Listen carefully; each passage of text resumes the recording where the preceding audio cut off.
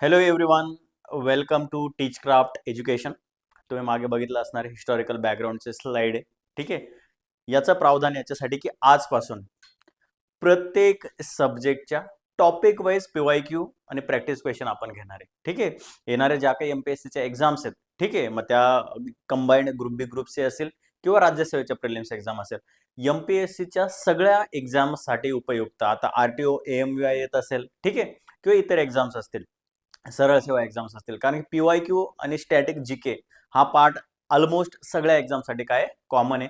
तर हे जे पीवायक्यू असतील, जवळपास प्रत्येक लेक्चरमध्ये नवनवीन आपण 20 ते 25 30 पीवायक्यू त्याचं एक्सप्लेनेशन सहित घेऊन येणार आहोत, जेणेकरून एखादा क्वेश्चन बघितला तर त्याचा तुम्हाला इन डिटेल अनालिसिस मिळालं पाहिजे. आलं लक्षात? सो ऑन दिस नोट आपण जास्त वेळ न घेता आपण डिरेक्टली काय करू, क्वेश्चन्स आन्सर्सला सुरुवात करूया, जेणेकरून काय तुमच्या कमीत कमी वेळेत जास्तीत जास्त क्वेश्चन तयार होतील.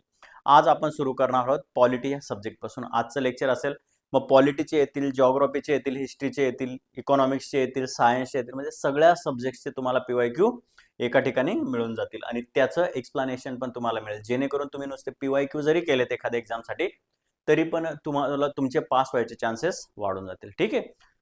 सो ऑन दिस नोट बघा, आता पहिला क्वेश्चन, अचूक जोड्या लावा. कधीचा क्वेश्चन आहे? महाराष्ट्र अराजपत्रित पूर्व परीक्षा एप्रिल 2023. ठीक आहे. 2023च्या कंबाईंड एक्झाम मधला हा क्वेश्चन आहे. काय काय दिलंय त्यांनी बघा. आता अचूक जोड्या लावा. जोड्या लावा विचारलंय की कोणकोणता जोडी कुठे कुठे लागते.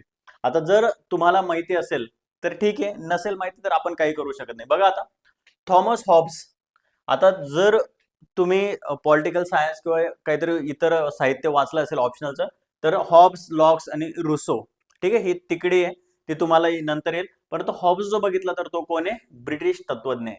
पण जरी तुम्हाला माहिती नाही तो ब्रिटिश आहे किंवा कोण आहे, एक गोष्ट इथे ओळखीची लागते. फ्रेडरिक हायक हा पॉलिटिकल थिंकर आहे. ठीक आहे, पॉलिटिकल सायन्स मध्ये येतो. समजा तो पण एक्सपेक्टेड की नाही माहिती तुम्हाला. देन रायट जॉफिक.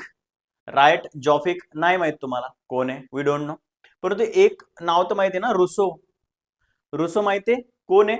फ्रेंच राज्यक्रांतीचा जनक. जर तुम्ही फ्रेंच रिव्होल्युशन वगैरे वाचला असेल तर तुम्हाला कळेल की रुसो कोण आहे?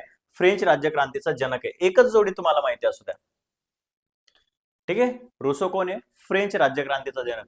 मला माहिती आहे थॉमस हॉब्स ब्रिटिश तत्वज्ञ आहे, पण तुम्हाला ते माहिती नाही. एक जरी जोडी लागली ना, आणि राज्यसेवेच्या जोड्या लावायची एक ब्युटी असते, म्हणजे एक जरी जोडी लागली तरी आन्सर येतं. आता बघा, बघायचं की 4 नंबरच्या ऑप्शन्स ब कुठे कुठे आहे. ठीक आहे. आता हे 1 नंबरचं पॉइंट आहे, 2, 3 आणि हा 4. आता या 4 मध्ये ब कुठे आहे बघा. आता इथे क आहे, इथे क आहे, एकाच ठिकाणी 4 काय, इथे ब आहे. म्हणजे 4 नंबरच्या मुद्द्याला एकच पॉइंट टच होतो. तो कोणता आहे?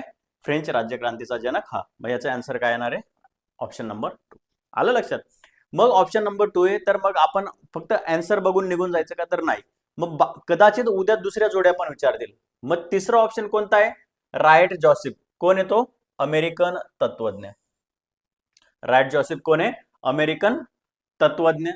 फ्रेडरिक हायक, ठीक आहे, अँग्लो इंडियन फिलॉसॉफर आहे. आणि थॉमस हॉब्स कोण येणार आहे? British philosopher. British philosopher. आलं लक्षात? अशा प्रकारे या काय लागतील? जोड्या लागतील. आणि पॅटर्न पण बघा कसा पॅटर्न लागत असतो राज्यसेवेचा. जर अशा प्रकारे जोड्या लागत असतील तर तुम्हाला खूप साऱ्या ह्या अशा मॅच द पेअर्स वगैरे बघितल्यानंतर तुम्हाला एक आयडिया येईल की कशा प्रकारे जोड्या लागतात. ऑप्शन काय आहे? 2. आलं लक्षात? अशा प्रकारे याचं एक्सप्लेनेशन बघूया. चला खाली उत्तर पण दिले बघा, ऑप्शन 2. आता थॉमस हॉब्स कोण होता त्याच्याबद्दल बघा. आता थोडी इन्फॉर्मेशन आणि मग यालाच ऑप्शन अनालिसिस म्हणतात, की ऑप्शन नुसतं बघून पुढे जाण्याला काही अर्थ नाही. बघा आता काय काय. थॉमस हॉब्स बघा, ब्रिटिश तत्वज्ञ होता. ठीक आहे, ब्रिटिश फिलॉसॉफर होता. त्याचा लेविएथन हा ग्रंथ आहे, व्हेरी फेमस आहे. कोणता? लेविएथन हा ग्रंथ त्याने 1651 मध्ये लिहिलेला आहे. त्याच्यात त्याने सोशल कॉन्ट्रॅक्ट थेअरी दिलेली आहे. जर सोशल कॉन्ट्रॅक्ट थेअरी जर तुम्ही बघितली, होप्स, लॉक्स, रुसो, ठीक आहे, तीनही प्रॉपोनंट्स आहेत कोणाचे? सोशल कॉन्ट्रॅक्ट थेअरीचे. पण त्याच्यात होप्सला मान्यता दिली जाते आणि सार्वभौम सत्तेचे समर्थन करतो तो. सार्वभौम सत्ता म्हणजे काय? सॉरिन पॉवर. सॉरिन पॉवर मीन्स एखाद्या सत्तेवर कोणाचंच अधिपत्य नसलं पाहिजे, दॅट इज. ठीक आहे, सार्वभौम सत्तेचे तो काय करतो? समर्थन करतो. कोण? Thomas Hobbes. आलं लक्षात? एवढं लक्षात ठेवायचं. नेक्स्ट आहे फ्रेडरिक हायक. कोण आहे? फ्रेडरिक हायक. बघा ना, अँग्लो ऑस्ट्रेलियन अर्थतज्ञ आणि तत्वज्ञ. व्हेरी इंपॉर्टंट आहे. तो कोण आहे? अँग्लो ऑस्ट्रेलियन म्हणजे अँग्लो ऑस्ट्रेलियन, ऑस्ट्रेलियाचा पण आणि इंग्लिश म्हणजे ब्रिटनचा पण नागरिक, अर्थतज्ञ पण आहे आणि तत्वज्ञ. नोबेल पुरस्कार भेटलाय त्याला 1974 मध्ये. शास्त्रीय उदारमतवाद म्हणजे काय, क्लासिकल लिबरलिझम या कन्सेप्टसाठी. ठीक आहे, पॉलिटिकल सायन्स ही ती कन्सेप्ट आहे. आणि मुक्त बाजारपेठेचे समर्थन केले. मुक्त बाजारपेठ म्हणजे काय, मुक्त बाजारपेठ म्हणजे की अशी बाजारपेठ की जिथे कॉम्पिटिशन असेल. ठीक आहे, कॉम्पिटिशन असेल म्हणजे काय, सगळ्यांना खुली पॉवर असेल, कोणीही बिझनेस व्यवसाय व्यवसाय काही करू शकतो आणि तिथे जो बेस्ट क्वालिटी देईल. ठीक आहे, ओपन इकॉनॉमी त्याला म्हणतो. ते त्याने काय केलं, मुक्त बाजारपेठेचं समर्थन केलं. आणि त्याचा प्रसिद्ध ग्रंथ कोणता आहे, the road to the serfdom. The road to the serfdom हा त्याचा काय ग्रंथ आहे. आलं लक्षात. हे होतं फ्रेडरिक. एक एक दोन दोन ओळीत तुम्हाला पटेल त्या पद्धतीने तुम्ही काय करा, त्याचं लिहून ठेवा ते. ठीक आहे, बघा, रायट जॉफिक. रायट जॉफिक कोण आहे, अमेरिकन राजकीय विचारवंत आहे, तत्वज्ञ आणि 20व्या शतकातील विचारसरणीला त्यांनी काय दिलेला आहे, पाया घालून दिलाय. नेक्स्ट आहे रुसो, जीन जॅक रुसो म्हणतो त्याला, फ्रेंच तत्वज्ञ, फ्रेंच फिलॉसॉफर आहे. फ्रेंच राज्यक्रांतीचा म्हणजे 1789 मध्ये मुख्य प्रेरणास्थान आहे. म्हणजे काय होतं माहिती का, फ्रेंच राज्यक्रांती तुम्हाला जर माहिती असेल तर तिथे त्यांनी पॅम्पलेट वगैरे वाटून लोकांमध्ये जनजागृती करण्याचा प्रयत्न केला, वेगवेगळे मंडळ स्थापन केली, आणि जेणेकरून राजाची सत्ता जाऊन तिथे काय येणार आहे, कॉन्स्टिट्यूशनची स्थापना होईल, त्याच्यासाठी त्यांनी प्रयत्न केले होते फ्रेंचमध्ये. माणूस जन्मता स्वतंत्र आहे पण तो सर्वत्र साखळदंडांनी बद्ध आहे, प्रसिद्ध वाक्य त्याचं. Very important. एमपीएससी आता वेगवेगळे स्टेटमेंट्स पण विचारत असते, त्याच्यात जर चुकून विचारलं तर माहिती असू द्या. लोकप्रिय म्हणजे काय, पॉप्युलर सॉव्हरेंटी. पॉप्युलर म्हणजे काय, लोकांचं. ठीक आहे, पॉप्युलर नेशन म्हणजे काय, लोकांचं राज्य. तसं पॉप्युलर सॉव्हरेंटी म्हणजे काय, लोकांना हवी असलेली सार्वभौमता, लोकांची सार्वभौमता म्हणजे लोकांनी लोकांसाठी दिलेलं स्वातंत्र्य. That's it. ओके, ते असतं पॉप्युलर सॉव्हरेंटी. या गोष्टीचा त्याने काय केला, पुरस्कार केला. या गोष्टी त्यांनी प्रपोज केला. आलं लक्षात. So these are the thing about the first question. आलं लक्षात. कोण कोण होतं, थॉमस हॉब्स, फ्रेडरिक हायक, रायट जॉफिक आणि रुसो, यांच्याबद्दल ही सगळी इन्फॉर्मेशन आहे तुम्हाला. ठीक आहे, चलो अभी नेक्स्ट क्वेश्चन बघूया.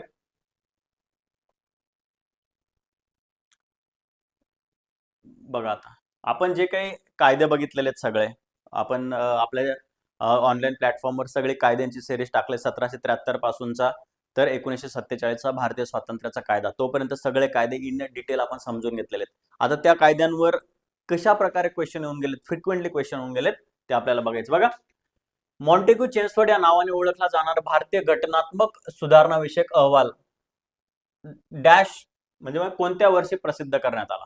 ठीक आहे, आता तुम्हाला माहिती आहे 1919चा मॉन्टेग्यू चेम्सफोर्ड कायदा आहे, बरोबर आहे. मॉन्टेग्यू कोण होता आणि चेम्सफोर्ड कोण होता हे पण आपण बघितलं. याच्यात बघा, मॉन्टेग्यू जो होता तो भारत सचिव होता. मॉन्टेग्यू कोण होता, भारत सचिव होता, आणि चेम्सफोर्ड त्यावेळेस आपला व्हॉइसरॉय होता. ठीक आहे, viceroy in the sense governor general त्यावेळेसचा.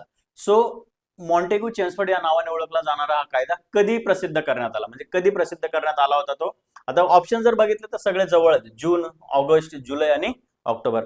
परंतु जर तुम्हाला माहिती असेल की हा कायदा कधी जुलै 1918 मध्ये काय करण्यात आला होता, प्रसिद्ध करण्यात, जुलै 1918 मध्ये प्रसिद्ध करण्यात आला होता. आता काय, आता याला मॉन्टफोर्ड रिफॉर्म्स पण म्हणतात. या कायद्याला काय म्हणतात,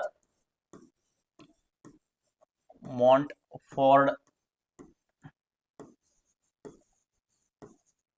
रिफॉर्म्स पण म्हणतात. ठीक आहे, मॉन्टफोर्ड रिफॉर्म्स पण म्हणतात. आणि हा जो कायदा आहे, ठीक आहे, ह्या कायद्याने बऱ्याच गोष्टी चेंज केल्या. मग प्रांतांमध्ये द्विदल शासन पद्धती आल्या, बरोबर आहे. मग प्रांतांमध्ये जी द्विदल शासन पद्धती, प्रांतांमध्ये जे गव्हर्नर आला त्याच्या पण वेगवेगळे जे अधिकार होते ते विभागून देण्यात आले. ठीक आहे, ट्रान्सफर्ड सब्जेक्ट्स होते आणि रिझर्व्ड सब्जेक्ट्स होते. मग रिझर्व्ड सब्जेक्ट्स गव्हर्नर जनरल, त्याच्या गव्हर्नर जनरल आणि त्यांची मंत्र्यांची काउन्सिल याच्या थ्रू करत होता ते कार्य, आणि त्यांचं ते संसदेला किंवा काउन्सिलला जबाबदार नव्हते. आणि ट्रान्सफर्ड जे सब्जेक्ट्स होते ते गव्हर्नर जनरल मंत्र्यांकडून काय करून घेत होते, कंप्लीट करून घेत होते. परंतु एखादं काम जर चुकलं तर ते मंत्री काउन्सिलला जबाबदार होते. सो अशा बऱ्याच घटना या 1919च्या ऍक्टने घडलेल्या आहे. पण त्याच्याबद्दल त्यांनी विचारले कधी हा कायदा, सुधारणा विषयक कायदा काय झाला, प्रसिद्ध झाला, तो जुलै 1918ला. बघा याच्याबद्दल, याची घोषणा कधी झालेली, ऑगस्ट 1917 मध्ये कायद्याची काय झाली, घोषणा झाली. एडविन मॉन्टेग्यू कोण आहे, भारत मंत्री आहे. यांनी भारतात जबाबदार शासन पद्धती आणण्यासाठी, व्हेरी इम्पॉर्टंट, भारतात काय आणायचे, जबाबदार शासन पद्धती आणण्याची घोषणा केली. कधी? ऑगस्ट 1917 मध्ये. Very important. आणि एडविन मॉन्टेग्यू कोण होते तेव्हा? भारत मंत्री. आणि चेम्सफोर्ड तेव्हा भारताचे गव्हर्नर जनरल. ठीक आहे, भारताचे गव्हर्नर जनरल त्यावेळेस ते होते. बघा आता ऍक्च्युली ते गव्हर्नर जनरल ऑफ बेंगॉल असतील, बिकॉज 1833च्या कायद्याने गव्हर्नर जनरल ऑफ बेंगॉल, ठीक आहे, सो ते आले. मग ते आधी सुरुवातीला कोण होते? गव्हर्नर जनरल, म्हणजे सुरुवातीला गव्हर्नर होते बेंगॉलचे, नंतर गव्हर्नर जनरल ऑफ बेंगॉल झाले, आणि नंतर 1833च्या ऍक्टने काय झालं? Governor general of India. मग गव्हर्नर जनरल ऑफ इंडिया कोण होते तेव्हा? चेम्सफोर्ड. डन. अहवाल कधी प्रसिद्ध झाला बघा? अहवाल प्रसिद्धी, या दोन्ही तारखा लक्षात ठेवा. ह्या वेळेस ही तारीख विचारलेली, पुढच्या वेळेस ही तारीख विचारली जाऊ शकते. मॉन्टेग्यू आणि लॉर्ड चॅन्सफोर्ड त्यावेळेस काय म्हणता? व्हायसरॉय यांनी तयार केलेला सुधारणा अहवाल अधिकृतपणे जुलै 1918 मध्ये काय झाला? प्रसिद्ध करण्यात आला. डन. आता याच अहवालाला यापुढे भारत सरकार कायदा संमत झाला. कोणता? भारत सरकार कायदा, गव्हर्नमेंट ऑफ इंडिया ऍक्ट 1919 असं म्हटलं जातं. आलं लक्षात? या 3-4 गोष्टी तुम्ही काय करा? लक्षात ठेवा. डन.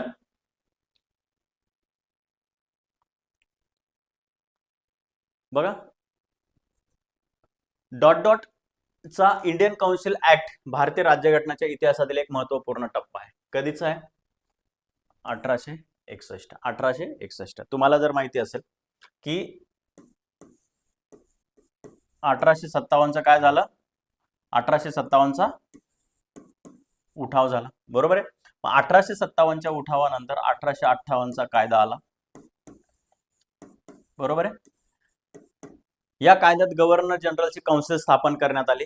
ओके. आणि त्याच्यानंतर 1861 मध्ये एक कायदा करण्यात आला.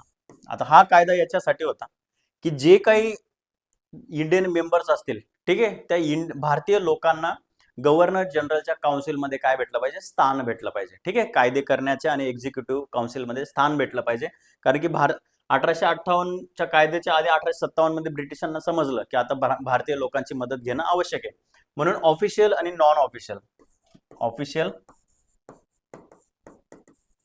आणि नॉन ऑफिशियल असे गव्हर्नर जनरलच्या काउन्सिलमध्ये जे मेंबर्स होते, ठीक आहे, तर ते हे नॉन ऑफिशियल इंडियन्स लोकांना काय करण्यात आलं? तिथे घेण्यात आलं. आलं लक्षात?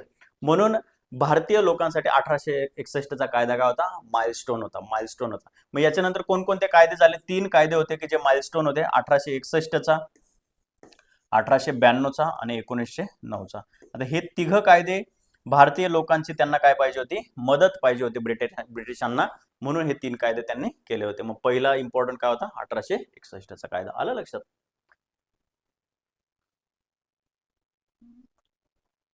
आता हे वरील सर्व नाहीये, ठीक आहे, उत्तर हे चुकीचं आहे. हे कट करा. इथे काय? इथे आन्सर काय आहे? 2. 1861चा कायदा. 1861चा कायदा हे आन्सर चुकीचं आहे. ठीक आहे, डन. दिसतंय का याच्याने? ठीक आहे, पेन चेंज करूया.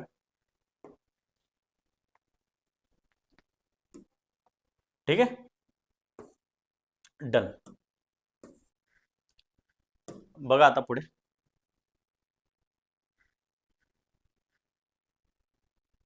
सी नेक्स्ट, घटनात्मक सुधारणांचा विचार करण्यासाठी, ठीक आहे, सरकारने नोव्हेंबर 1930 मध्ये लंडन येथे गोलमेज परिषद घेण्याचे ठरवले. ठीक आहे, गोलमेज परिषद तुम्हाला माहिती आहे, राऊंड टेबल कॉन्फरन्स. जेव्हा आपण ते ऍक्टची सिरीज बघितली त्याच्यात आपण बघितलं की 1919च्या ऍक्ट नंतर जबाबदार शासन पद्धती देण्यासाठी दर 10 वर्षांनी एक काय त्याच्यानंतर 10 वर्षांनी एक कमिटी नेमण्यात येईल किंवा कमिशन नेमण्यात येईल, आणि ती या सगळ्या गोष्टींचा आढावा घेईल की 1919च्या कायद्यात ज्या सुधारणा केलेल्या आहेत त्या चांगल्या आहेत की नाही आहेत, आणि जर त्या व्यवस्थित असतील तर मग 10 वर्षांनी ती कमिशन काय करेल? अहवाल प्रसिद्ध करेल, आणि जेणेकरून भारताला टप्प्याटप्प्याने एक जबाबदार गव्हर्नमेंट देण्यात येईल. परंतु ते मग 1929 ला एक्सपेक्टेड असणारं कमिशन जे 1927 ला आलं, त्या कमिशनचं नाव काय? Simon commission. सायमन कमिशन मध्ये 7च्या 7 मेंबर्स कोण होते? ब्रिटिश होते. म्हणून त्या कमिशनवर आपण काय केला? बहिष्कार केला. आला लक्षात? मग त्या कमिशनचा रिपोर्ट 1930 मध्ये प्रसिद्ध झाला, व्हाईट पेपर म्हटलं जातं.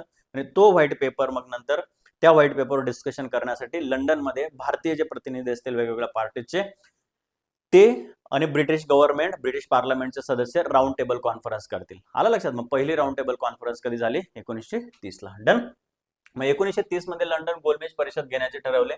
डॅश या गोलमेज परिषदेनंतर, कोणत्या गोलमेज परिषदेनंतर ब्रिटिश सरकारने मार्च 33 मध्ये नव्या राज्यघटनेची रूपरेषा श्वेतपत्रिका प्रसिद्ध केली. हे श्वेतपत्रिका व्हाईट पेपर सायमन कमिशन नंतर डिस्कस करायची होती आणि त्याच्यानंतर ह्या कमिशन मध्ये वेगवेगळे कायदे एस्टॅब्लिश करण्यात येणार होते. मग ती श्वेतपत्रिका कधी प्रसिद्ध केली?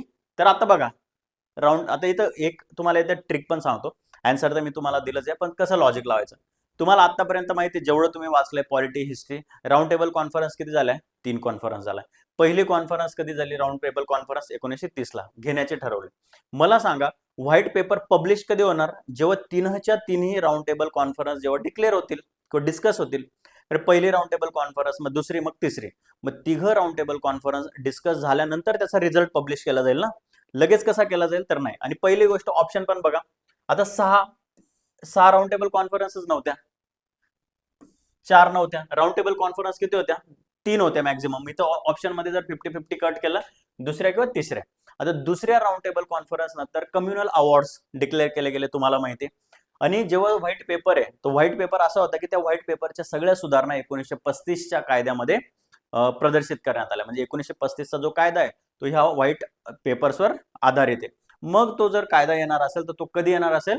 तर तिसऱ्या राऊंड टेबल कॉन्फरन्स नंतर. आलं लक्षात? प्रदर्शित म्हणजे हे लॉजिक पण कधीतरी वापरून बघा. 2022 जेव्हा तुम्ही आपण अनालिटिकल अभ्यास करतो, ठीक आहे, किंवा लॉजिकल, नुसतं घोकमपट्टी केली नाही होणार यार. मग असं जर माहिती की 3 राऊंड टेबल कॉन्फरन्स आहे, 2 ऑप्शन ऑटोमॅटिक कट होतात. मग थोडं लॉजिक लावून बघायचं की एखादा रिझल्ट पब्लिश करणार. आता समजा आपण शाळेत आहे, एक्झाम देतोय, डन, आपण 5च पेपर दिले, 6वा पेपर बाकी आहे आणि डायरेक्ट रिझल्ट पब्लिश होईल का? तर नाही. Result what ever the pass, नापास, फर्स्ट, सेकंड जे पण येईल तो सगळे पेपर झाल्यानंतरच होईल ना.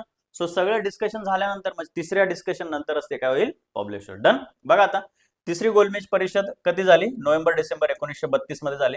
काँग्रेसच्या सहभागाशिवाय, ठीक आहे, पार पडली. तिन्ही परिषदांमधील चर्चेचा गोषवारा ब्रिटिश सरकारने एकत्र केला. आला लक्षात? तो जे आपण बोललो ते. आता काँग्रेसच्या सहभागाशिवाय म्हणजे काय? पहिल्या राऊंड टेबलला काँग्रेस वगैरे कोणीच गेलं नाही, ठीक आहे, सगळे ऍबसेंट होते. बाबासाहेब आंबेडकर मात्र तिन्ही राऊंड टेबल कॉन्फरन्सला प्रेझेंट होते. डन. कुणी गेलं नाही, परंतु मग ब्रिटिश सरकारने मन वळवण्याचा प्रयत्न केला महात्मा गांधीजींचा. आणि मग नंतर काय झालं की Mahatma Gandhiji second round table कॉन्फरन्सला गेले. सेकंड राऊंड टेबल कॉन्फरन्सला गेल्यानंतर तिथे ब्रिटिश गव्हर्नमेंटने कम्युनल अवॉर्ड घोषित केला. कम्युनल अवॉर्ड म्हणजे काय? की जे काही ऑलरेडी 1909च्या आणि 1919च्या ऍक्टने ज्या लोकांना सेपरेट इलेक्टोर, स्वतंत्र मतदारसंघ दिलेले होते, त्यांना अजून डिप्रेस्ड क्लासेस असतील, वर्कर्स असतील, यांना किंवा वुमेन असतील, यांना स्वतंत्र मतदारसंघ दिले. आणि तो एक भारतीय समाजासाठी धोक्याची घंटा होती. म्हणून काय झालं, आपला महात्मा गांधीजींनी आमरण उपोषण केलं आणि मग येरवडा येथे ते आंदोलन केलं, उपोषण केलं आणि मग त्याच्या अनुषंगाने पुढे पुणे करार झाला. ह्या सगळ्या तुम्हाला गोष्टी माहिती आहेत. म्हणून हे फक्त लक्षात ठेवा की तिथे काय झालं. म्हणून दुसऱ्या गोलमेज परिषदेला काँग्रेसचे प्रतिनिधी हजर होते, पहिल्या आणि तिसऱ्या गोलमेज परिषदेला कोणीच नव्हतं, म्हणून ते काँग्रेसच्या सहभागाशिवाय पार पडले. बघा व्हाईट पेपर किंवा श्वेतपत्रिका मार्च 33 मध्ये तिसऱ्या परिषदेनंतर ब्रिटिश सरकारने भविष्यातील भारतीय राज्यघटनेची रूपरेषा असणार एक मसुदा प्रसिद्ध केला. या श्वेतपत्रिकेची छाननी करण्यासाठी बघा पुढे लॉर्ड लिनलिथगो यांच्या अध्यक्षतेखाली संयुक्त निवड समिती नेमली गेली, ज्यातून 1935 चा कायदा काय झाला? जन्माला आला. आला लक्षात? हे सगळ्या गोष्टी लक्षात ठेवा. ज्या गोष्टी मी हायलाइट करतो, अंडरलाईन करतो, त्या अत्यंत इम्पॉर्टंट आहे. एका PYQ नुसार दुसरा त्याच थीमवर नवीन क्वेश्चन कुठून तयार होऊ शकतो? तर या गोष्टींमधून. डन.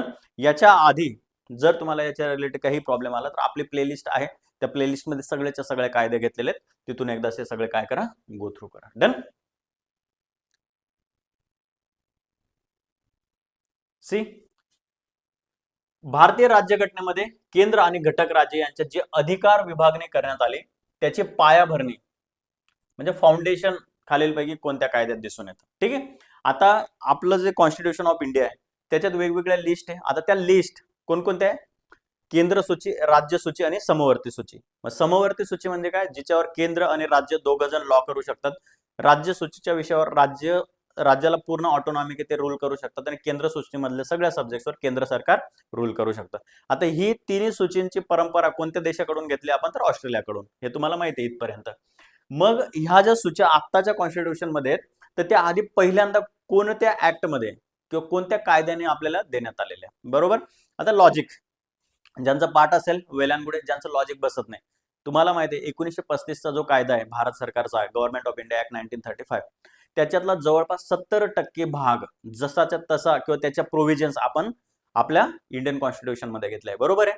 1919चा कायदा तुम्हाला माहिती आहे, 1909चा कायदा माहिती आहे, जिथे सेपरेट इलेक्टोरेट्स देण्यात आले, बरोबर आहे. आणि इलेक्शनचं पहिल्यांदा सुरुवात इनडिरेक्ट इलेक्शन आणि कमी प्रमाणावर इलेक्शन 1909च्या कायद्याने सुरू झाले. 1919 मध्ये इलेक्शन डिरेक्ट झाले आणि जास्तीत जास्त लोकांना काय भेटला, मतदानाचा अधिकार भेटला. आणि प्रांतांमध्ये द्विशासन पद्धती लागू केली 1919च्या कायद्याने. आलं लक्षात. आता 1935च्या कायद्यांमध्ये आपल्या स्टेट्स मधली द्विशासन पद्धती काढून, डायआरकी काढून ती कुठे केली, केंद्रामध्ये केली. आणि जे विषय होते, आता समजा स्टेटचे जे विषय होते ते रिझर्व्ड आणि ट्रान्सपोर्ट असे ते काय केलेले होते, विभागले गेलेले होते. या सगळ्या गोष्टी जर बघितल्या तर गव्हर्नमेंट ऑफ इंडिया ऍक्ट 1935 काय होता, की आपली जी राज्यघटना आहे त्याचा काय होता, पायाभरणी होते, बेस म्हटलं जातं त्याला. आलं लक्षात. Government of India act 1935. बघा याच्यात भारत सरकार कायदा 1935 ची संघीय रचना काय होती, 3 सूच्या देण्यात आल्या. फेडरल लिस्ट 59 विषय होते. मग फेडरल लिस्ट म्हणजे काय, ब्रिटिश गव्हर्नमेंट किंवा व्हायसरॉय त्याच्यावर कायदे बनवणार. संरक्षण, परराष्ट्र व्यवहार म्हणजे सिक्युरिटी रिलेटेड असेल, ठीक आहे, डिफेन्स असेल किंवा फॉरेन अफेअर्स असेल. देन प्रोव्हिन्शियल लिस्ट 24 सब्जेक्ट होते. म्हणजे काय, हे स्टेट लिस्ट, आता जी आपली जी स्टेट लिस्ट आहे. आणि फेडरल लिस्ट म्हणजे काय, सेंट्रल लिस्ट. कायदा, सुव्यवस्था, आरोग्य, शाळा, शिक्षण ह्या ज्या लोकांसाठी करायच्या सुधारणा विषयक गोष्टी त्या सगळ्या राज्यांकडे देऊन दिल्या. आणि कंकरंट लिस्ट 36 विषय. मग त्या कंकरंट लिस्ट मध्ये काय, फौजदारी कायदा असेल किंवा विवाह वगैरे ह्या गोष्टी येणार होत्या. वर्तमान स्थितीत बघा, भारताच्या सध्याच्या राज्यघटनेतील 7वी अनुसूची याच संरचनेवर आधारित आहे. जर तुम्ही जे आपले अनुसूच्या बघणार, ठीक आहे, तर त्यातली 7वी अनुसूची याच गोष्टींवर आहे आत्ताच्या कॉन्स्टिट्यूशन मधले. डन.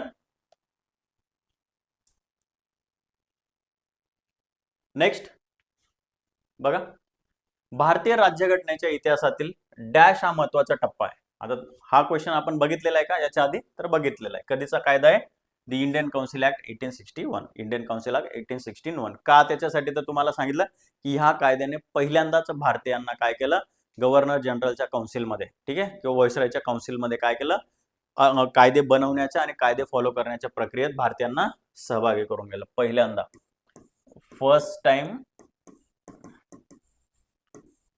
इंडियन्सला घेतलं त्यांनी. कसं, non official members, non official members. Done. Non official members. Okay. बघा आता पुढे,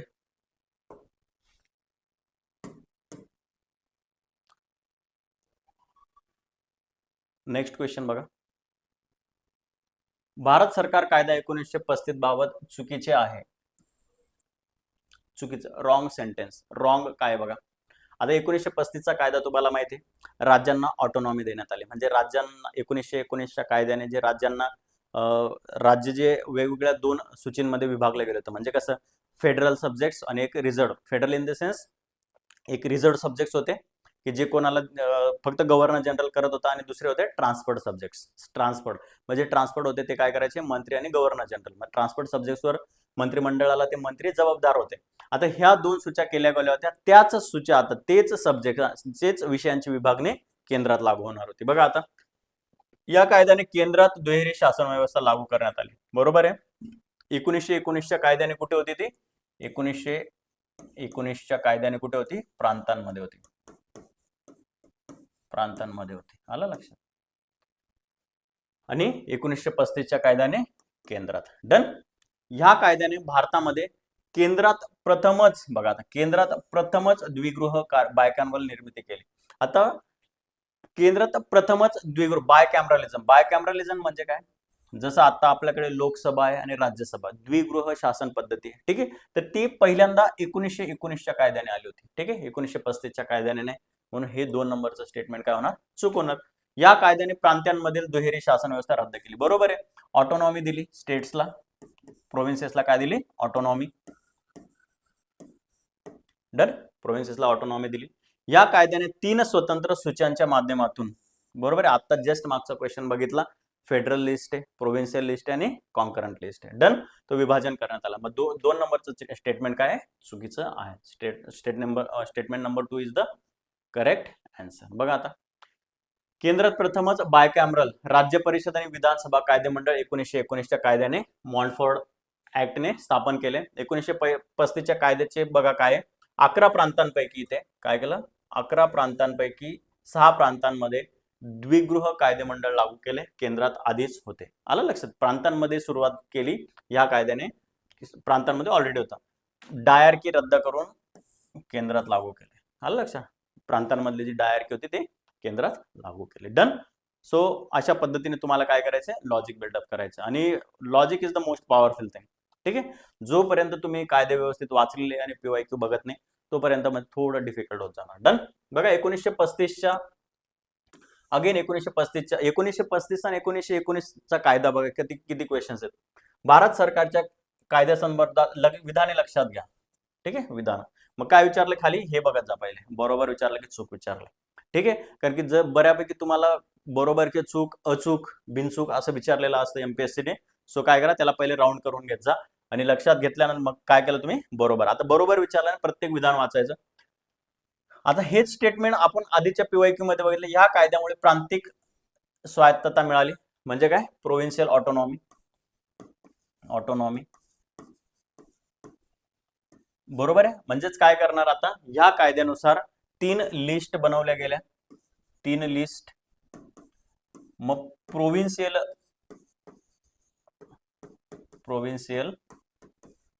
लिस्ट नुसार ते काय करतील? अधिकार असतील त्यांना. ठीक आहे. अधिकार. डन. प्रोव्हिन्शियल लिस्ट नुसार अधिकार असतील. फेडरल कोर्टाची स्थापना करण्यात आली. बरोबर आहे. फेडरल कोर्टाची स्थापना करण्यात आली. स्थापना म्हणजे काय? प्रोव्हिजन करण्यात आले. फेडरल कोर्ट स्थापन केलं जावं. मग त्याची स्थापना एक्झॅक्ट कधी झाली? 1937ला. आणि तेच पुढे काय आहे? आपलं सुप्रीम कोर्ट आहे. इंडियाचं सुप्रीम कोर्ट आजचं जे तेच कोर्ट, त्याची स्थापना 1937ला केली गेली. रिझर्व्ह बँकेची स्थापना केली गेली. बरोबर आहे. याच कायद्यानुसार रिझर्व्ह बँक ऑफ इंडियाची आताची RBI आहे तिची पण स्थापना केली गेली. आणि मग अ, ब, क तिघांपैकी काय? 3च्या 3 विधानं काय आहेत? बरोबर आहे. सगळेचे सगळे विधानं काय? बरोबर आहेत. आलं लक्षात?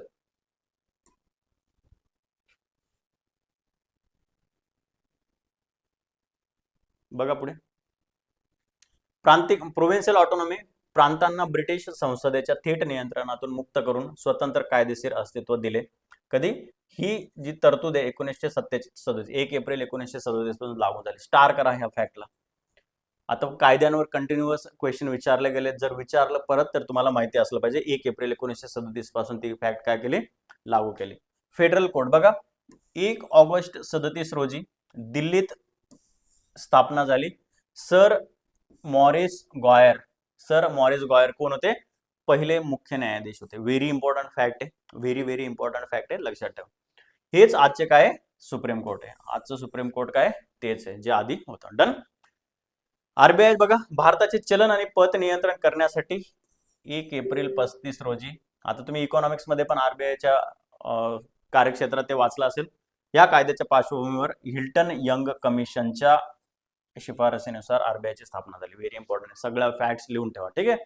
पाठ करा. एक PYQ घेतला म्हणजे नुसतं PYQ पाठ नाही करायचं. PYQ पाठ करायचं आणि PYQच्या थीमवर काय काय MCQ बनू शकतात ते बघा. हे एकदा बघितलं आणि एकदा तुम्ही स्टँडर्ड रेफरन्स बुक वाचलं, विषय क्लोज. बाकी काहीच करायचं गरज नाही. एवढं मोर दॅन सफिशियंट होईल.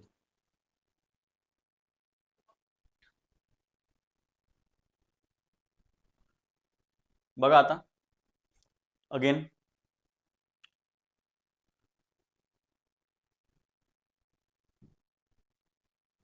सी 15 ऑगस्ट 1943 पर्यंत सुधारित भारत सरकार 1935 अंतर्गत, म्हणजे आता जो कायदा होणार होता, ठीक आहे, 15 ऑगस्ट 1934 पर्यंत 1935च्या कायद्याच्या अंतर्गत किती भाग, किती विभाग आणि किती परिशिष्टे होती. ठीक आहे. इतके इतके भाग, इतके इतके विभाग आणि एवढे एवढे परिशिष्ट. आता हा कायदा कधीचा आहे? 1935चा. 1935च्या कायद्यावर कन्सिस्टंटली एवढे क्वेश्चन्स आहेत, तर तुम्हाला माहिती पाहिजे काय असेल मग याचं. या कायद्यानुसार 321 कलम होती, एवढं तर तुम्हाला माहिती असेल. 321 कलम आणि 10 परिशिष्ट होती.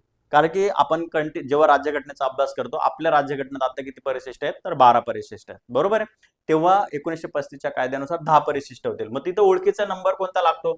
10. इथे तिघांपैकी एक जरी माहिती राहिलं ना तरी तुमचा आन्सर येईल. 10 परिशिष्ट होतं हे जरी माहिती तरी 10 एकाच ठिकाणी. ठीक आहे. आर्टिकल 321 होते, 321 इथंच आहे, कुठेच नाहीये. 321 14 जरी भाग होते हे माहित नसेल तरी पण तुमचा आन्सर काय आहे? बरोबर आलं पाहिजे. Answer 2 is the option 2 is the correct answer. आलं लक्षात. बघा आता ब्रिटिश संसदेने पास केलेला तोपर्यंत सर्वात मोठा लिखित कायदा हा होता 1935चा कायदा. बघा रचना 14 भाग म्हणजे 14 पार्ट्स होते, 321 कलम होते आणि 10 परिशिष्ट त्याच्यात होते. व्हेरी इम्पॉर्टंट फॅक्ट आहे, लक्षात ठेवा. भारताच्या सध्याच्या संविधानाचा जवळपास 60 ते 70 ढाचा या रचनेतून घेतलाय. 1935च्या कायद्याच्या अनुषंगानेच आपला जवळपास बऱ्यापैकी भाग आपण घेतलेला आहे. डन. बघा 10 नंबरचा क्वेश्चन पुढे. खालीलपैकी कोणती जोडी बरोबर आहे? आता योग्य जोड्या लावायच्या आहेत तुम्हाला, बाकीचे चूक आहेत. एकच जोडी काय आहे? बरोबर आहे. एकच जोडी काय आहे? बरोबर आहे. 1909चा कायदा, ठीक आहे, त्याच्यात निवडणुकीचं तत्व आहे.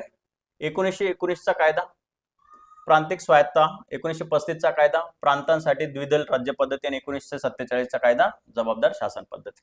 आता जर तुम्ही कायदे बघितले, ठीक आहे, सो आपण बघितलं की 1909च्या कायद्याने पहिल्यांदा मर्यादित तत्वावर काय दिलेलं? आपला निवडणुकीचे तत्व दिलेले. तर हे स्टेटमेंट काय बरोबर आहे. आता इथे मिसमॅच केलं. 1919चा कायदा आहे ना तो प्रांतांसाठी द्विदल राज्य पद्धती, 1935चा कायदा प्रांतिक स्वायत्ता आहे आणि हा जबाबदार शासन पद्धती पण कोणाचा आहे? 1919च्या कायद्याचाच तो काय तत्व आहे. इथून काय भेटलं आपल्याला? स्वातंत्र्य भेटलं. स्वातंत्र्याचा कायदा, स्वातंत्र्याचा कायदा. आला लक्षात? स्वातंत्र्याचा कायदा. डन. 1909 त्याचा आन्सर आहे. बघा 1909चा कायदा काय? निवडणूक तत्व आहे. भारतात पहिल्यांदाच अप्रत्यक्ष आणि मर्यादित स्वरूपात निवडणूक काय झालं? तत्व स्वीकारले गेले. तसेच मुस्लिमांसाठी स्वतंत्र कम्युनल इलेक्टोरेट्स देऊन धार्मिक भेदभावाची पायाभरणी केली. याला लॉर्ड मिंटो जातीय मतदारसंघाचा जनक म्हटलं जातं. आलं लक्षात? या सगळ्या गोष्टी लक्षात ठेवा. ठीक आहे, हेच तिथे सांगितलंय आपण. सी 1935च्या कायद्यातील कोणत्या तरतुदी अंमलात आल्या नाहीत? म्हणजे 1935च्या कायद्याने खूप साऱ्या गोष्टी सांगितल्या पण आल्या नाहीत. 1935चा कायदा बघा. भारत मंडळ रद्द, ते झालं, बरोबर आहे. म्हणजे ऑप्शन अ तर येणार नाही. आता ऑप्शन अ जिथे जिथे आहे ते ऑप्शन कट करायचे, एलिमिनेशन ट्रिक्स, बरोबर आहे. आता दोन गोष्टी बघायच्या, ऑप्शन ब किंवा ऑप्शन क, ऑप्शन 2 आणि ऑप्शन 4च फक्त आन्सर मध्ये येऊ शकतात. कारण की भारत मंडळ जे आहे ते रद्द करण्यात आलं. दोन अशा तरतुदी होत्या की त्या आल्या नाही. आता प्रांतीय स्वायत्ता आपण बघितलं ना, प्रांतीय स्वायत्ता देण्यात आली, ती केंद्रात गेली. नुसतं ड जरी कॅन्सल केलं, ड जरी कॅन्सल केलं तर ऑप्शन ड काय होतं? कॅन्सल होतं. आन्सर काय? ब आणि क. भारतीय संघराज्य आणि केंद्रातील द्विदल राज्य पद्धती कधीच अस्तित्वात आलेल्या नाहीत. आलं लक्षात? एलिमिनेशन या पद्धतीने जा किंवा तुम्हाला जी मेथड माहिती त्या पद्धतीने जा, पण काय करा? व्यवस्थित करून घ्या ते. बघा आता अंमलात न आलेली तरतूद, ऑल इंडिया फेडरेशन आणि केंद्रातील द्विदल पद्धती कधीच अस्तित्वात आल्या नाही. कारण बघा संघराज्यात ब्रिटिश प्रांत आणि देशी संस्थाने म्हणजे काय प्रिन्सली स्टेट एकत्र येणे बंधनकारक होते, परंतु संस्थानांनी त्यांच्या सार्वभौमत्वाला धक्का बसेल या भीतीने करारावर स्वाक्षऱ्या करणार. म्हणजे प्रिन्सली स्टेट्स होते, प्रिन्सली स्टेट आणि ब्रिटिश जे स्टेट्स होते, ठीक आहे, कोण? ब्रिटिश प्रांत म्हणजे ब्रिटिश प्रोव्हिन्सेस आणि प्रिन्सली स्टेट्स एकत्र आले तरच फेडरेशन स्थापन होईल. परंतु जे प्रिन्सली स्टेट्स होते ते म्हटले की आम्ही सॉव्हरेन आहे, आम्ही इथले राजा आहे, आम्ही एकत्र येणार नाही, नाहीतर आमच्या स्वातंत्र्याला गदा येईल. म्हणून त्या करारावर त्यांनी स्वाक्षऱ्या केल्या नाहीत. मुख्य संघराज्याची तरतूदच रद्द झाल्यामुळे केंद्रातील द्विदल पद्धती अंमलात येऊ शकली नाही. ऑब्वियस जर फेडरेशनच नाही आहे स्थापन तर मग बाकीच्या तरतुदी अंमलात येणार नाहीत. डन. चलो नेक्स्ट बघा आता पुढचा क्वेश्चन. भारत सरकार कायदा 1935च्या अनुसार शेषाधिकार, ठीक आहे, शेषाधिकार केंद्रीय विधिमंडळाकडे दिलेले होते. पहिलं स्टेटमेंट आहे विधान ए. त्याचं रिझन बिकॉज भारत सरकार कायदा 1935 नुसार अनुसार संघ, राज्य, प्रांतिक आणि समवर्ती अशा 3 सूच्यांमध्ये विषयाची विभागणी. आता हे ऑलरेडी आपण बघितलंय, 3 सूच्या बनवल्या होत्या. ठीक आहे, फेडरल लिस्ट, प्रोव्हिन्शियल लिस्ट आणि कॉन्करंट लिस्ट, 3 सूची होत्या. परंतु हे जे शेषाधिकार आहेत म्हणजे काय, आता तीनही सूचीमध्ये जे विषय येत नाहीत त्याच्या व्यतिरिक्त जे विषय असतील त्याच्यावर कायदा करण्याचा अधिकार कोणाचा असेल, तर तो कोणाचा होता, व्हाईसरॉय. कोणाचा, व्हाईसरॉय. ठीक आहे, व्हाईसरॉयचा तो काय होता, राईट होता. बघा आता इथे लक्ष द्या, तो कोणाचा राईट होता, व्हाईसरॉय. डन. व्हाईसरॉय त्याच्यावर कायदा करणार होता, म्हणून इथे केंद्रीय मंत्रिमंडळाकडे नव्हते. म्हणून जर बघितलं ऑप्शन्स बघा आता, ए आणि आर दोन्ही बरोबर तर नाही, ए आणि आर दोन्ही बरोबर नाही, ए बरोबर आहे, आर चुके, ए बरोबर नाही, ए काय हे चुकीचं आहे आणि हे बरोबर आहे. ठीक आहे, म्हणून पहिलं ए चूक, बी बरोबर, आर, हे 4 नंबरचं ऑप्शन काय त्याचं आन्सर आहे. आलं लक्षात, व्हाईसरॉयकडे ते अधिकार सगळे देण्यात आलेले होते. बघा, शेषाधिकार म्हणजे काय, अशा विषयांवर कायदा करण्याचा अधिकार जे संघ, प्रांत, समवर्ती अशा 3 सूच्यांमध्ये समाविष्ट नाहीत त्याच्यावर कायदा करण्याचा म्हणजे काय, शेषाधिकार. ठीक आहे, 1935 चा कायदा काय म्हणतो बघा, शेषाधिकार केंद्रीय मंत्रिमंडळाकडे नव्हते तर ते थेट गव्हर्नर जनरल म्हणजे काय, व्हाईसरॉयकडे सोपवले होते. अमेरिका बघा, अमेरिकेत काय पद्धत आहे, शेषाधिकार स्टेट्सकडे आहेत त्यामुळे तिथली राज्य अधिक बळकट बनलेली आहेत. आणि कॅनडा शेषाधिकार कोणाकडे आहेत, केंद्राकडे आहेत. आणि मग भारतात काय, कॅनडाच्या धर्तीवर आपण शेषाधिकार केंद्र सरकारकडे ठेवलेत. म्हणजे संसदेचं कॉन्स्टिट्यूशनचं जे कलम आहे आर्टिकल 248 नुसार, तर जे शेषाधिकार आहेत, ठीक आहे, की जे 3ही लिस्टमध्ये जे अधिकार आहेत ना ते कोणाकडे आहेत, संसदेकडे. आपल्या भारतात संसदेकडे आहेत, कॅनडामध्ये पण संसदेकडे आहेत, अमेरिकेत ते राज्यांकडे आहेत. पण 1935च्या कायद्याने ते कोणाकडे होते, व्हाईसरॉयकडे होते. आलं लक्षात, तिन्हीच्या तिन्ही गोष्टी लक्षात असू द्या. नेक्स्ट, खालीलपैकी कोणते विधान चुकीचं आहे, चुकीचं विधान बघा, 1919चा गव्हर्नमेंट ऑफ इंडिया ऍक्ट हा मॉन्टेग्यू चेम्सफोर्ड अहवालावर आधारित आहे, बरोबर आहे. 1935चा गव्हर्नमेंट ऑफ इंडिया ऍक्ट अन्वये भारतीय विधानमंडळ म्हणजे काय, इंडियन लेजिस्लेटिव्ह काउन्सिल हे द्विगृहात्मक विधिमंडळ संरचनेत रूपांतरित झाले. 1935चा ऍक्ट नुसार आहे का ते, तर 1919च्या ऍक्ट नुसार, बरोबर आहे. दुहेरी शासन पद्धती 1901 लागू झाली, ते पण बरोबर आहे, हे पण बरोबर आहे. राज्यघटनेचा जवळपास 75% भाग गव्हर्नमेंट ऑफ इंडिया ऍक्ट बरोबर आहे. ठीक आहे, ऑप्शन 2 काय चुकीचं आहे, का तर ते 1935च्या नव्हे तर 1919च्या कायद्याने ते स्थापन झालेलं आहे. बघा आता 1935चा कायदा ते चुकीचं आहे. मॉन्टफोर्ड सुधारणा म्हणजे 1919च्या कायद्याने केंद्रीय स्तरावर बायकॅमरल काउन्सिल ऑफ स्टेट आणि सेंट्रल लेजिस्लेटिव्ह असेंब्लीची व्यवस्था करण्यात आली 1919च्या ऍक्टने.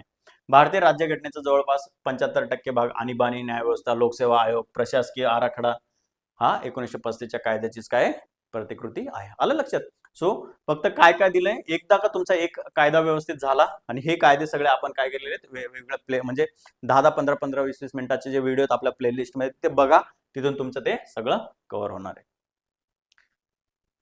खालीलपैकी कोणत्या कायद्यानुसार कलकत्ता येथे सर्वोच्च न्यायालयाची स्थापना करण्यात आली. तसेच भारतात केंद्रीय प्रशासन म्हणजे पहिल्यांदा कोणता ऍक्ट आहे, 1773चा रेग्युलेटिंग ऍक्ट. 1773चा कोणता आहे, रेग्युलेटिंग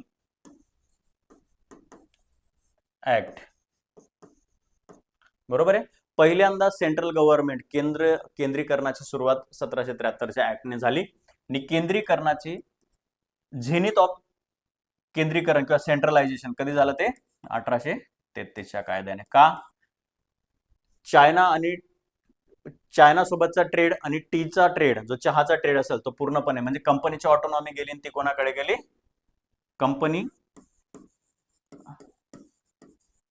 कंपनीची ऑटोनॉमी काय झाली, रद्द झाली. आलं लक्षात, रद्द झाली. डन. सो ह्या 2 गोष्टी झाल्या. मग पहिला ऍक्ट कोणता असेल, रेग्युलेटिंग ऍक्ट 1773चं, जिथे काय झालं, केंद्रीय प्रशासन व्यवस्थेची पायाभरणी झाली. डन. बघा आता, भारतातील ईस्ट इंडिया कंपनीच्या कारभारावर ब्रिटिश संसदेचे पहिले नियंत्रण आले. गव्हर्नर जनरल बघा, बंगालच्या गव्हर्नरला गव्हर्नर जनरल ऑफ बेंगॉल म्हटलं गेलं आणि लॉर्ड वॉरन हेस्टिंग्स, बघा आता, गव्हर्नर जनरल ऑफ बंगाल म्हटलं, लॉर्ड वॉरन हेस्टिंग हे जे होते ते पहिले गव्हर्नर जनरल ऑफ बेंगॉल होते, ते लक्षात ठेवा. पद दिले आणि मुंबई व मद्रासचे गव्हर्नर त्याच्या अधीन केले. डन. लॉर्ड वॉरन हेस्टिंग नाव लक्षात ठेवा, ते कोण होते? पहिले गव्हर्नर जनरल ऑफ बेंगॉल होते. आणि नुसतं विचारलं की बंगालचे शेवटचे गव्हर्नर कोण होते? Lord Warren Hasting. बंगालचे पहिले गव्हर्नर जनरल कोण होते? Lord Warren Hasting. ठीक आहे. तर मग हे पद जे गव्हर्नर ऑफ बेंगॉल होतं तर ते गव्हर्नर जनरल ऑफ बेंगॉल केलं आणि मद्रास आणि मुंबईचे जे मुंबई प्रांतातले जे गव्हर्नर होते ते त्याच्या अधीन केले. सर्वोच्च न्यायालय बघा 1774 मध्ये कलकत्ता म्हणजे फोर्ट विल्यम येथे एक मुख्य न्यायाधीशांचं नाव काय? सर एलिझा इम्पे आणि 30 अन्य न्यायाधीशांचे सर्वोच्च न्यायालय स्थापन केले. पहिले सरन्यायाधीश कोण होते? Sir Eliza Impey. 1+3. Done.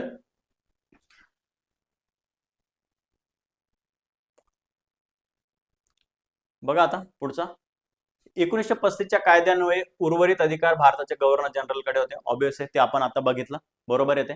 American उर्वरित राज्यांकडे देण्यात आले, ते पण बरोबर आहे. कॅनडामध्ये उर्वरित अधिकार प्रांतांना देण्यात आले. प्रांत म्हणजेच काय? राज्यांना. ते पण स्टेटमेंट काय? बरोबर आहे. ब क तिन्हीच्या तिन्ही स्टेटमेंट काय बरोबर आहेत. ठीक आहे. सॉरी, कॅनडामध्ये प्रांतांना नाही देण्यात आले, ते केंद्र सरकारकडे आहेत ते. ठीक आहे, केंद्राकडे आहेत. हे आन्सर नाही त्याचा. ठीक आहे. आता केंद्राकडे आहेत. भारतात पण कोणाकडे? केंद्राकडे. भारतात पण काय? केंद्र सरकारकडे. आणि इथे प्रांतांकडे, इथे राज्यांकडे. म्हणजे असं इथे माझी थोडी गफलत झाली. राज्यांकडे म्हणजेच अमेरिकेत राज्यांकडे ते अधिकार आहेत. क चुकीचं आहे. अ आणि ब त्याचं काय आन्सर? डन. अ आणि ब त्याचं काय करेक्ट आन्सर? डन. बघा government of India act 1935. Again ते आता तर तुमचा पाठ झाला पाहिजे. बघा या कायद्याने केवळ मुस्लिमांसाठीच नव्हे तर शीख, भारतीय, ख्रिश्चन, अँग्लो इंडियन यांच्यासाठी प्रतिनिधित्वाची काय केलेली? प्रतिनिधित्व प्रदान केले. बरोबर आहे. श्वेतपत्रिका हे केंद्र शासनाकडे सोपवले. ब बरोबर आहे. बघा आता क आणि या कायद्यान्वये विधिमंडळाला जबाबदार असलेला ना कोणता मंत्रिमंडळ ना कोणता मंत्री परिषद नियुक्त केली गेली. बरोबर. ब आणि क तर नक्कीच बरोबर आहेत. आता अ ब क बरोबर आहे. बघा आता काय झालं? 1909च्या कायद्याने फक्त 1909च्या कायद्याने काय केलं? 1909 फक्त मुस्लिम लोकांना ते अधिकार होते. कशाचे? स्वतंत्र मतदारसंघाचे. 1919 मध्ये ते शीख, ठीक आहे, ख्रिश्चन यांना वाढवण्यात गेले आणि 1935 मध्ये मग विमेन असतील, ठीक आहे, कामगार असतील आणि हे बाकीचे यांना सगळ्यांना ते अधिकार देण्यात आले. आलं लक्षात? बघा जाती निवाडा. कम्युनल रिप्रेझेंटेशन 1990 मध्ये केवळ मुस्लिमांना मतदारसंघ होते. 19 मध्ये शीख, युरोपियन, अँग्लो इंडियन्सला दिले. तर 1935च्या कायद्याने विस्तार करून अनुसूचित जाती, दलित, महिला, कामगारांसाठी स्वतंत्र मतदारसंघ दिले. हे एवढं स्टेटमेंट लक्षात ठेवा. ब्रिटिश सरकारने काढलेला श्वेतपत्रिका शिफारस या कायद्याचा मुख्य आधार होता. डन.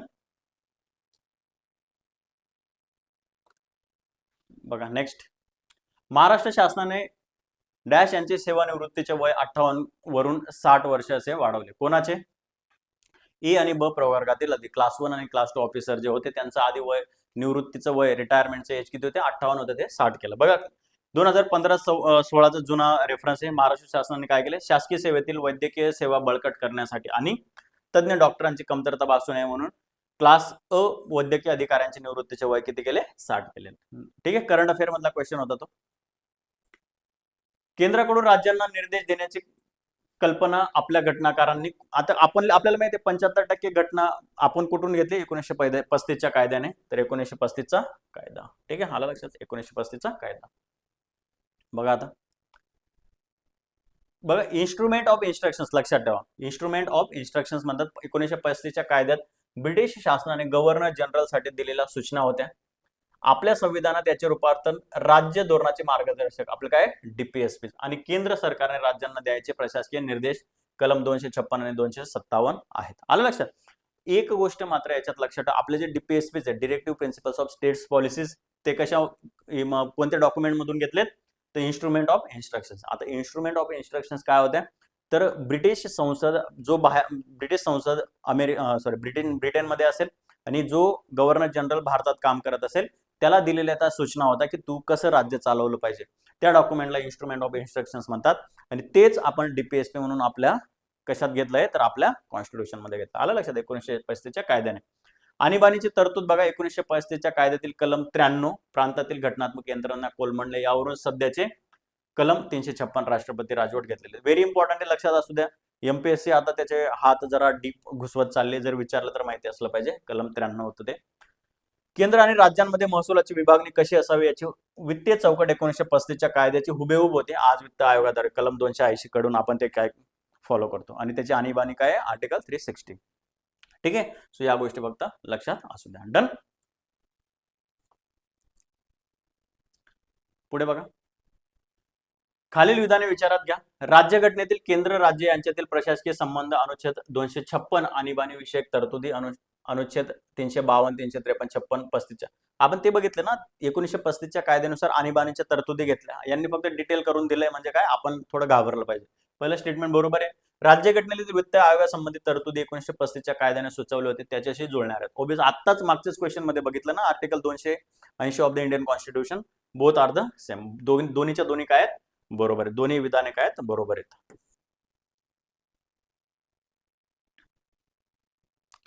बघा नेक्स्ट क्वेश्चन.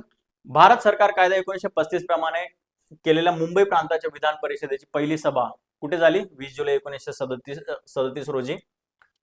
20 जुलै 1937 रोजी कुठे झाली? तर ती पुण्यात झाली. लक्षात ठेवा. भारत सरकार कायदा 1935 प्रमाणे केलेल्या मुंबई प्रांताच्या विधान परिषद, आता आपली जी आत्ताची सध्याची जी विधान परिषद आहे महाराष्ट्राची, त्याची स्थापना कधी झाली? 1937 ला. आलं लक्षात? 20 जुलै 1937 ला स्थापन झाली पुण्यात, त्याची बैठक झाली. 1935च्या कायद्यानुसार फेब्रुवारी 1937 मध्ये प्रांतिक कायदे मंडळाच्या निवडणुका झाल्या. मुंबई प्रांताचे तत्कालीन पावसाळी विशेष अधिवेशन 20 जुलै 1937 रोजी पुणे काउन्सिल हॉल येथे भरले. लक्षात ठेवा, काउन्सिल हॉल व्हेरी इम्पॉर्टंट आहे.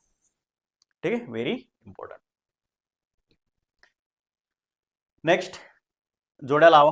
मॉर्लेमिंटो सुधारणा कायदा 1909, पहिल्या महायुद्धाची समाप्ती 1918, बंगालची फाळणी 1915 आणि मॉन्टेग्यू चेम्सफोर्ड सुधारणा 1919. आता चुकीची जोडी आपल्याला ओळखायची, चुकीची.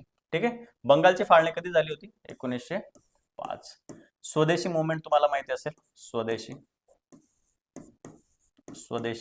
चळवळ. आलं लक्षात? त्याच्याशी निगडीत आहे स्वदेशी चळवळ. 1905 ला त्याची फाळणी झाली होती. डन. म्हणून ही 3 नंबरचा ऑप्शन काय? चुकीचं. बघा बंगालची फाळणी 1905 मध्ये कोणी केली होती? Lord Curzon. 1911 मधील दिल्ली दरबारात ती रद्द झाली, हे पण इम्पॉर्टंट आहे. 1915 हे वर्ष महात्मा गांधींचे भारतात आगमन आहे. 9 जानेवारी 1915 ला भारतात आले ते आणि होम रूल चळवळीच्या पूर्वतयारीची 1916 ला होम रूल चळवळ सुरू झाली. डन. सो या गोष्टी लक्षात ठेवा.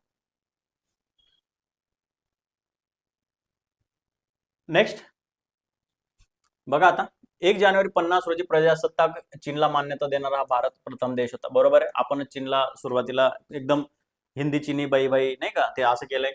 संयुक्त राष्ट्रसंघाची सुरक्षा परिषद चीनच्या भारताने आग्रह धरला होता. युनायटेड नेशन्स जे काउन्सिल आहे, ठीक आहे, युनायटेड नेशन्सचे सिक्युरिटी काउन्सिल, आता 5च मेंबर आहेत ते परमनंट मेंबर आहेत. त्या परमनंट मेंबरशिपला आपल्याला विचारलं होतं, ठीक आहे, पण आपण म्हटलं की आम्ही तेवढे सफिशियंट नाहीये. मग आपण सांगितलं कोणाला केलं पाहिजे, तर चीन आमचा भाऊ आहे, मग चीनी लोकांना करा. आता चीन आपल्यालाच विरोध करताय की परमनंट काउन्सिलमध्ये आपल्याला जे सिक्युरिटी काउन्सिलमध्ये मेंबर आपण झालो पाहिजे, त्याला विरोध कोणाचा आहे? आता चायनाचाच आहे. सो आपण त्यांना सुरुवातीला मदत केली. दोन्हीच्या दोन्ही स्टेटमेंट काय आहेत? बरोबर आहेत. बोथ दी स्टेटमेंट्स आता करेक्ट. बघा आता साम्यवादी चीनला 1 ऑक्टोबर 1949 रोजी माओ झेडॉंग यांनी पीपल रिपब्लिक ऑफ चायना ची स्थापना केली. भारताने पाश्चात्य देशांचा रोष पत्करून 1 जानेवारी 50 ला नवीन सरकारला काय केली? मान्यता दिली. भारत हा पहिला असाम्यवादी देश. आपण कोण होतो? असाम्यवादी. साम्यवादी म्हणजे काय? सोशलिस्ट जे आहेत, ठीक आहे, समाजवाद धारण करणारे, ते रशिया चायना हे देश आहेत आणि आपण डेमोक्रेटिक लोकशाही आहोत. पण तरी पण आपण पहिला देश आहे असाम्यवादी की आपण त्यांना सपोर्ट केला.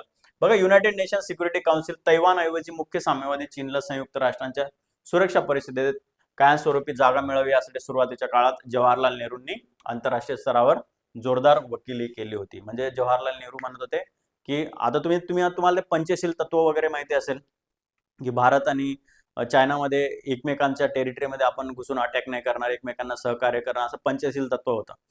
ते स्वीकारलं. मग तेव्हा नेहरू म्हटले की हिंदी चीनी काय आहेत? भाई भाई आहेत. परंतु नंतर चायनाला युनायटेड नेशन सिक्युरिटी काउन्सिलमध्ये घेण्यासाठी जागतिक स्तरावर वेगवेगळ्या परिषदांमध्ये जवाहरलाल नेहरू यांनी काय केलं, तिथे जाऊन त्याची शिफारस केली, वकिली केली आणि मग चीनला काय भेटलं, सिक्युरिटी काउन्सिलमध्ये स्थान भेटलं. त्याच वेळेस कधी नेहरूंनी स्वतःसाठी प्रयत्न केले असते तर कदाचित आपण पण सिक्युरिटी काउन्सिलमध्ये आज राहिलो असतो. हे लक्षात ठेवा. डन. भारताच्या संविधानाची तत्वे सिद्धांत निश्चित करण्यासाठी 19 मे 1928 रोजी मुंबईमध्ये संपन्न सर्वपक्षीय अधिवेशनात कोणाच्या अध्यक्षतेखाली समिती गठीत करण्यात आलेली आहे? पंडित मोतीलाल नेहरू. नेहरू रिपोर्ट.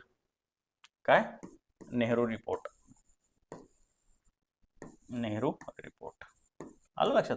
नेहरू रिपोर्टची स्थापना करण्यात आली कधी? 19 मे 28 रोजी मुंबईमध्ये सर्व अधिवेशनचे अध्यक्षखाली. मग याच्यातून नेहरू रिपोर्ट फॉर्म झाला. बघा आता, ब्रिटिश भारत मंत्री लॉर्ड बर्कनहेड, हे लक्षात, लॉर्ड बर्कनहेड यांनी भारतीयांना सर्वमान्य राज्यघटना बनवून दाखवा असे आव्हान दिले होते. बर्कनहेड म्हटलं होतं की भारतीय लोक तेवढे कॅपेबल नाहीत की ते स्वतःची राज्यघटना स्वतः बनवतील. मग ते चॅलेंज मोतीलाल नेहरू यांनी स्वीकारलं आणि मग स्वतःची राज्यघटनेचा पहिला आराखडा, ज्याला नेहरू रिपोर्ट म्हणतात, तो बनवला.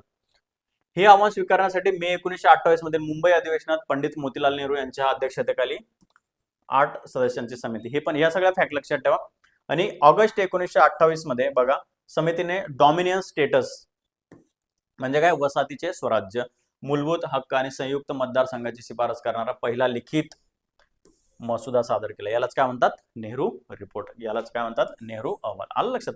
या तिन्ही गोष्टी फक्त काय लक्षात ठेवा, डॉमिनियन स्टेटसची शिफारस केली होती. हा पॉइंट फ्रिक्वेंटली काय केला, एमपीएससी ने विचारलेला.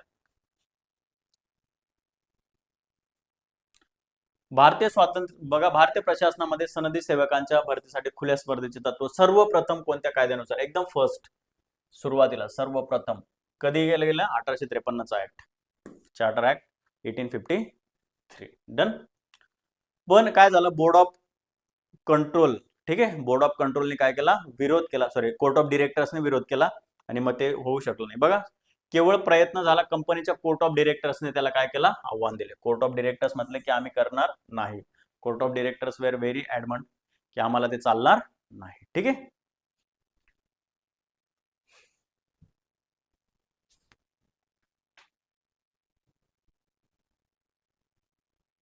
बघा 1853 चा ऍक्ट. 1853च्या कंपनीची मक्तेदारी संपुष्टात आली. ओके. आणि सिव्हिल सर्व्हिसेसद्वारे भारतीयांसाठी खुली करण्यात आली. ही खुल्या सर्वप्रथम प्रत्यक्ष अंमलबजावणीचे वर्ष ठरले, पण ऍक्च्युअली झालं नाही.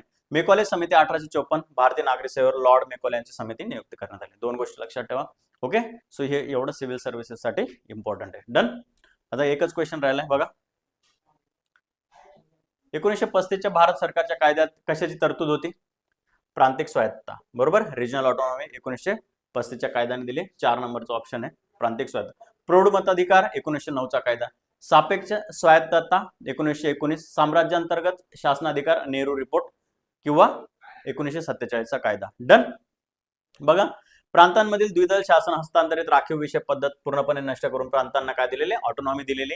आणि गव्हर्नरला प्रांतिक मंत्रिमंडळाच्या सल्ल्याने काम करणे बंद. गव्हर्नरला जो प्रांतिक मंत्रिमंडळ सल्ला देईल त्याच्यानुसारच काम करणं काय होते, इम्पॉर्टंट होते. आलं लक्षात?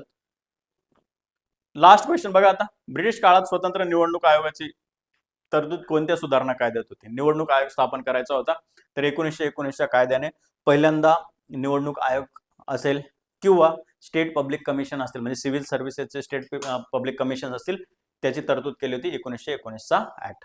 ठीक आहे, 1919चा मॉन्टेग्यू-चेम्सफोर्ड कायदा. हे सगळे कायदा आपण आता बघितलेले. बघा आता, भारतात निवडणुकांचे संस्थात्मक स्वरूप निवडणूक प्रक्रियेचे नियमन करण्यासाठी, मजबूत करण्यासाठी 1919च्या कायद्याने काय केलं, निवडणूक आयोगची स्थापना केली.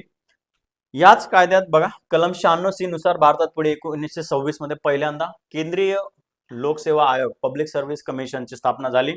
याचा संबंध प्रशासकीय भरती, परीक्षा नियंत्रणाशी होता. निवडणुकांसाठी स्वतंत्र यंत्रणेची पायाभरणी करण्यात आली. म्हणजे केंद्रीय लोकसेवा आयोगाची स्थापना पण ह्याच कायद्यानुसार करण्यात आली. आलं लक्षात? सो हे सगळे क्वेश्चन. नेक्स्ट. ठीक आहे. So this was the last question. हे 26 प्रश्न होते PYQ, जे एमपीएससीच्या वेगवेगळ्या परीक्षांमध्ये मागच्या 12-13 वर्षात आलेले होते. तुम्हाला याच्यावरून अंदाज येईल की कोणत्या टॉपिकवर जास्तीत जास्त क्वेश्चन विचारतात. 1919चा कायदा आणि 1935चा कायदा फ्रिक्वेंटली क्वेश्चन विचारलेत.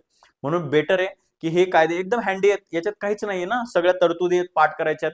मग बेटर काय आहे, आता हे PYQ बघा, याच्यातून जेवढे सॉल्व्ह होतील आणि कायद्यांचा डिटेल अभ्यास करण्यासाठी आपण एक स्वतंत्र प्लेलिस्ट याच चॅनलवर टाकलेले, तेवढं फक्त अर्धा पाऊण तास काढून ते सगळं बघून घ्या, जेणेकरून तुमचा जो एक सब्जेक्ट आहे, एक टॉपिक आहे, ज्याच्यावर दरवर्षी एक क्वेश्चन येतोय, दरवर्षी एक क्वेश्चन येतोय, म्हणजे तुमचे 2 मार्क हक्काचे होतील. ठीक आहे, जर 2 क्वेश्चन आले तर 4 मार्क. सो मेक शुअर की कंटाळा करू नका आणि हे PYQ बघा एकदा. आलं लक्षात? सो PYQचं हे डिटेल्ड अनालिसिस याच्यासाठी दिलंय की बऱ्याच वेळेस तुम्हाला रिव्हिजन नाही होत, लास्ट मोमेंटला तुमच्याकडनं रिव्हिजन नाही होत, पुस्तक उघडलं नाही जात. तर ह्या जरी गोष्टी तुम्ही नजरेखालून घातल्या तरी तुमची 75 ते 80% काय होईल, प्रिपरेशन पूर्णपणे होईल. आलं लक्षात? सो अशा प्रकारे अभ्यास करा आणि ह्या नोटवर, ऑन दिस पॉझिटिव्ह नोट, आपण काय करू, रोज वेगवेगळं, म्हणजे आता पॉलिटी येईल, हिस्ट्री, इकॉनॉमिक येईल, रोज वेगवेगळ्या सब्जेक्टचे काय येतील, PYQ येत जातील. त्याचेच तुम्ही स्टे ट्यून राहा.